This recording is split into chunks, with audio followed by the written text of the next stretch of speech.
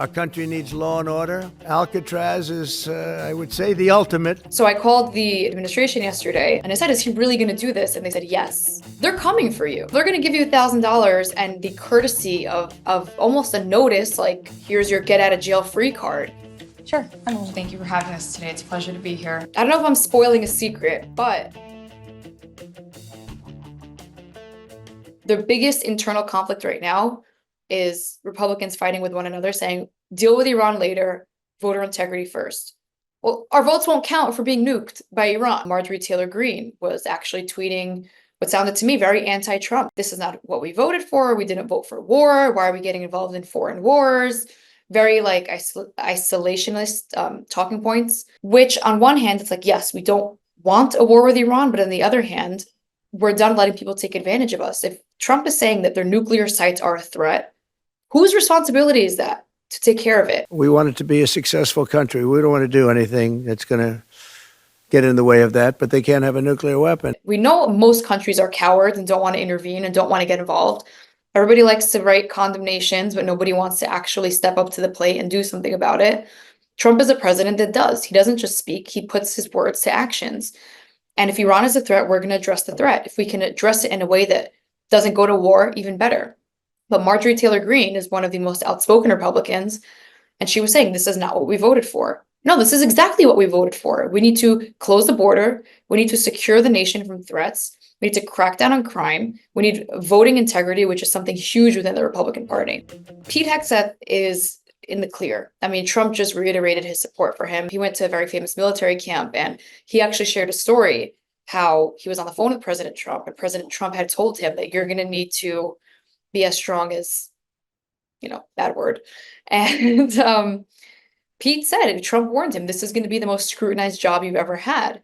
Now, fortunately, Pete's been through a little bit worse, being a war veteran, being a veteran soldier, bronze medal. I mean, he's been on 2 tours. He's prepared for the scrutiny for sure. However, the false narrative that Republicans want him out, Republicans love Pete.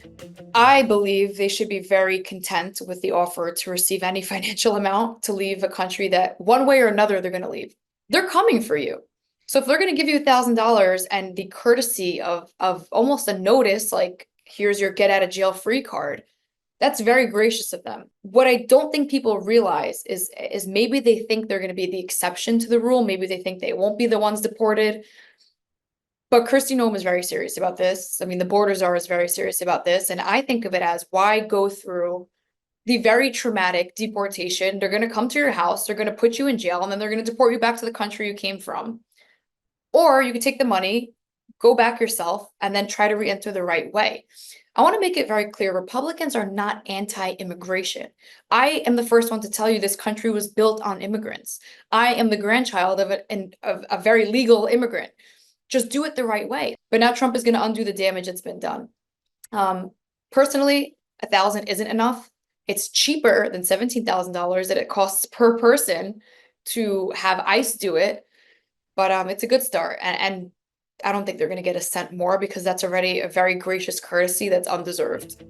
Our country needs law and order. Alcatraz is, I would say, the ultimate, right? Alcatraz, Sing Sing and Alcatraz, the movies. I think having such a infamous prison would instill a good sense of fear in criminals to think twice before you go out and do something absolutely insane. It wouldn't hurt. We need the space. There are plenty of criminals who belong there, and the Republicans are the first ones to take the initiative to take it upon themselves to crack down on crime. The left will somehow start to defend the criminals that are in Alcatraz and paint them to be all of these innocent, beautiful souls that the cruel Trump administration is discriminating against. In reality, they're going to be criminals, and a criminal is a criminal. So I called the administration yesterday and I said, is he really going to do this? And they said, yes. And I said, how serious, 1 to 10? They said 10. And I was like, is this another stunt, or is he really going to do this? And they said, no, he's very serious. So we can expect the reopening of Alcatraz. As you know, I also work in boxing. The president loves, UFC boxing. I don't know if I'm spoiling a secret, but DAZN and Ring Magazine want to create a boxing fight in Alcatraz. Now, I know if Trump reopens, we need to move quickly, because once there's prisoners in there, we're not doing a boxing fight in Alcatraz. So then I called the administration. I said, well, how soon are we opening Alcatraz? And they said, we'll give you a timeline once we have it, but it's happening. So then I called back the boxing company and I was like, we need to move quick.